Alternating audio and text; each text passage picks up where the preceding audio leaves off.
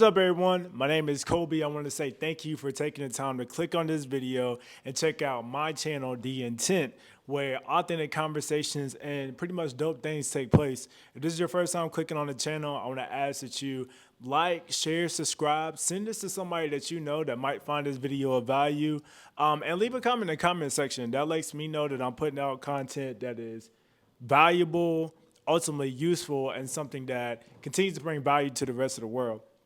So we're in a little different setup. Today we're actually in my garage.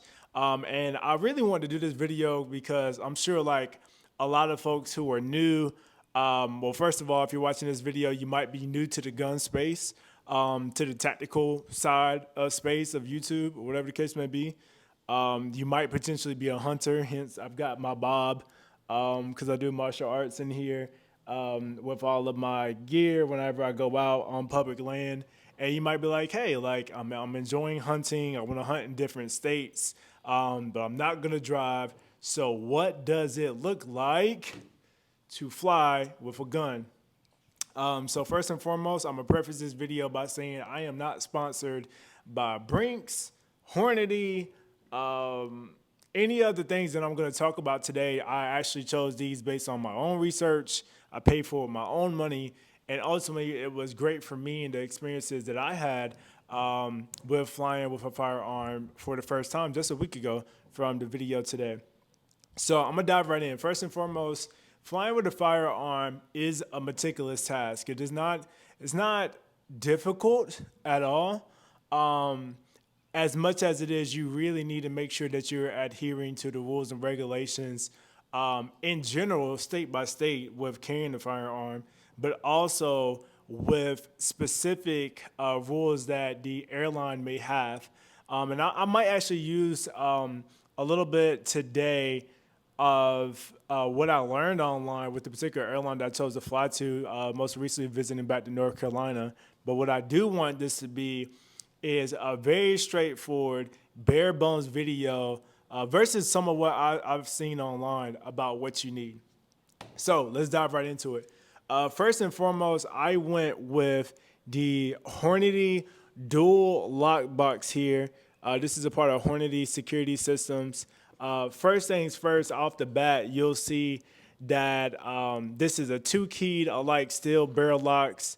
We got durable 16 gauge steel housing. I wanted something that was really solid. The case itself has a foldable carry handle. So say if I was going to the range, for example, or I was storing something in my car and I need to transfer from maybe the vehicle to a range, it's easy for me to hold a handle. Sometimes when you're coming in with a lot of different bags and boxes, it can get kind of meticulous. And it is actually TSA approved. So that's probably the first checkpoint on this video. I bought things that were already TSA approved. I didn't want to have to get anything per se that was popular online or fancy or whatever the case may be, and then get to the airport and we couldn't fly because I bought something that TSA didn't approve. So I got this. It also has a premium foam interior in this guy as well.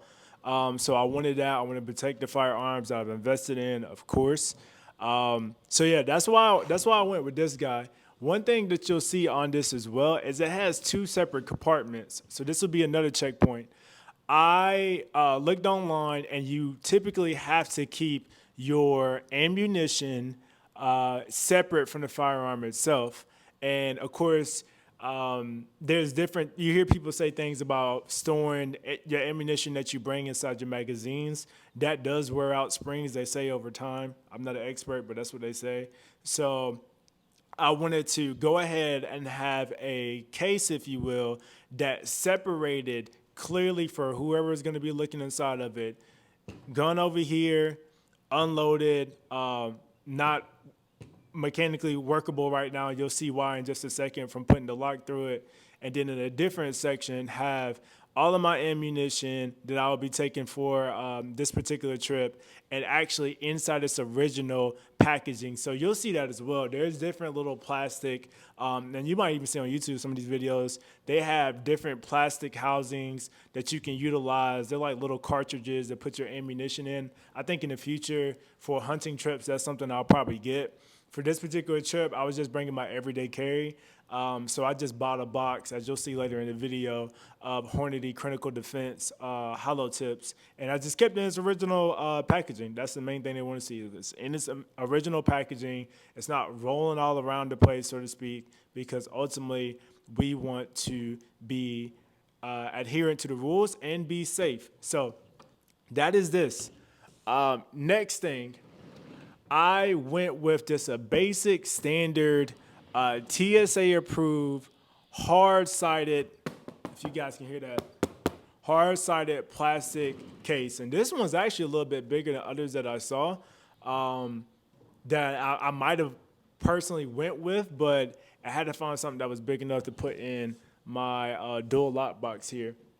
What I don't show and display inside the video is a little bit of my personal information. This is a tip that I got from the guy from, I think the company's called Spirited Systems, so shout out to him.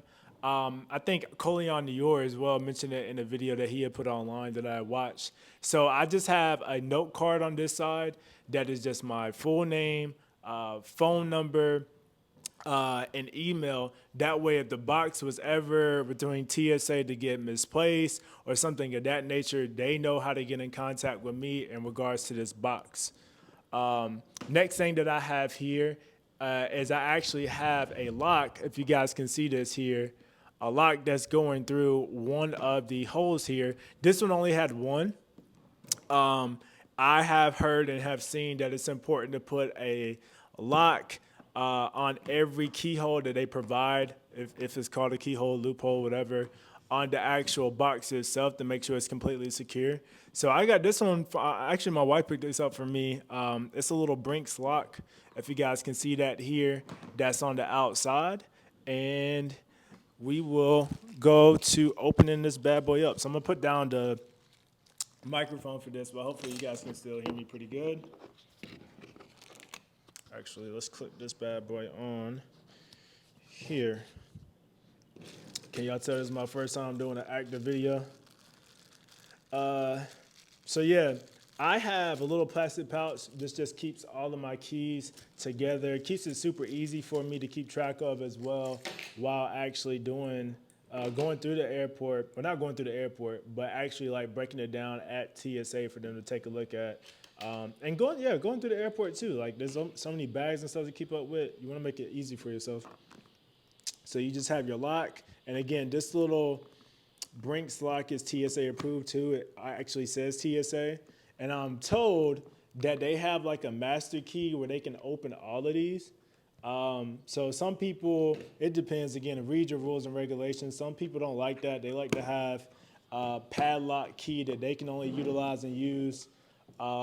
Some people have the ones where you can just biometric, for example, but I always felt like at the end of the day, if they needed to get inside of it and say we were running late through the airport or whatever the case may be, if I have to come all the way back, I'm at the mercy of the airport in that situation, or not the mercy of the airport, I'm at the mercy of TSA in that situation of saying like, hey, what if we miss our flight?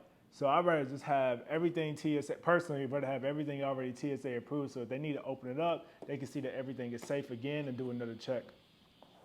So yeah, you got foam inside in here. I think this actual box cost me like $20-some, really cheap but standard with everything that's needed.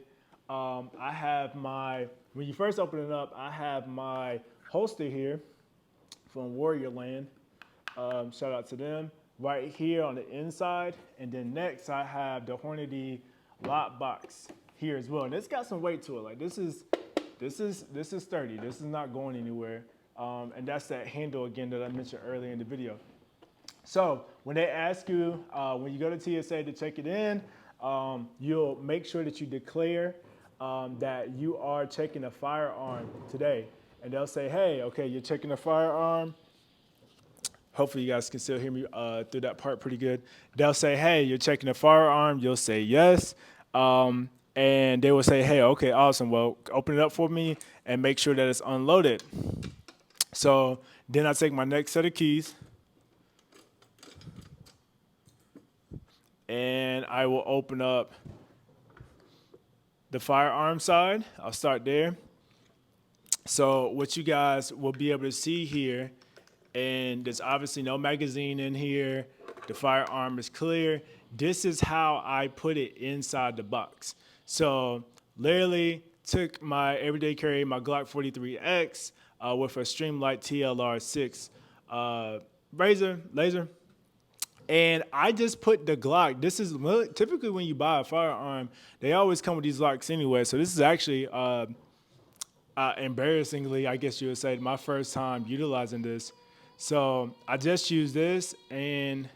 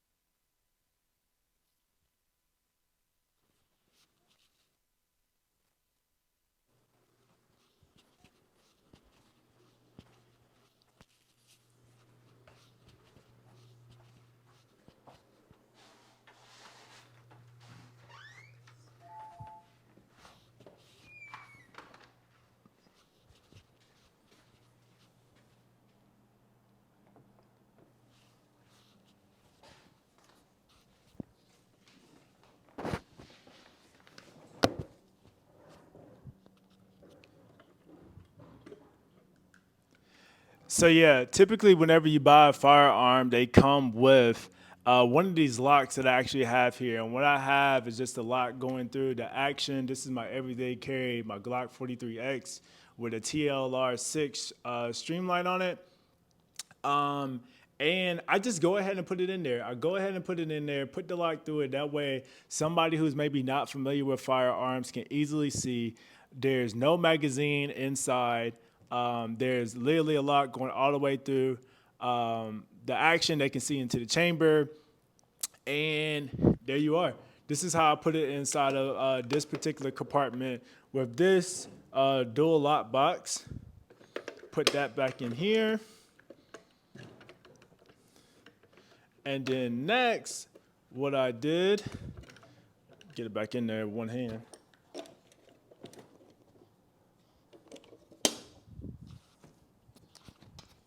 So then the next thing that I did is, as I mentioned earlier, you must keep them separate from one another. So I have a separate compartment here. Open this up.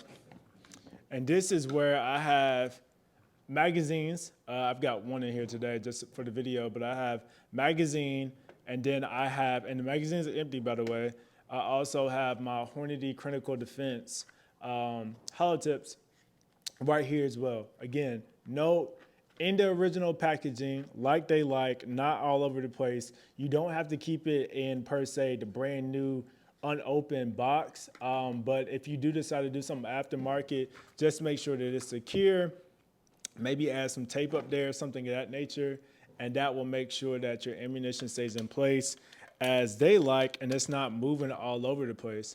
So after you do that, a good thing to note today, I didn't bring it out for the video, but we'll keep rocking, is they will give you a card for you to sign. I'll actually have that on the video for you guys to see, but they'll give you a card for you to sign that just says that, hey, you declared the firearm has been reviewed, if you will, it's been looked at, it is indeed unloaded. You will put that on the inside of your box. They'll either put it in here for you or you'll put it in here. So you'll put it on the inside of the box, they'll close it back up, they'll check it, depending on how, I guess, weight or whatever the case may be. It can be as cheap. And I don't want, every airline, of course, is different. I would say for me, I paid $30 to check it. That at the time of this video, that's what it cost me. Most recently with the airline that I flew with, and $30 back, guys. And that was pretty simple. Like, that was pretty simple. I think the next thing to really talk about would be once you actually get off the plane and you land, you will go to the section of what's called like the oversized baggage area. not per se where the conveyor belt is. It can be a little bit of a dance. I've been told with different airlines, it could be in one of three places: the oversized baggage area, could be TSA area. It could be the normal conveyor belt where all the luggage comes about. For me, it was in the oversized baggage place. I had to go show my driver's license, and that was it, guys. Super simple. So that was flying with a firearm. Any questions, comments, or thoughts, please leave it in the comment section below. I hope you guys could bear with the wind today. I'm in the garage. I want to start doing more of these like hands-on type videos as I'm learning stuff myself, and the different hobbies and activities that I do. And hopefully provide some value to you guys that's pretty useful. So that being said, thank you for checking out The Intent. God bless.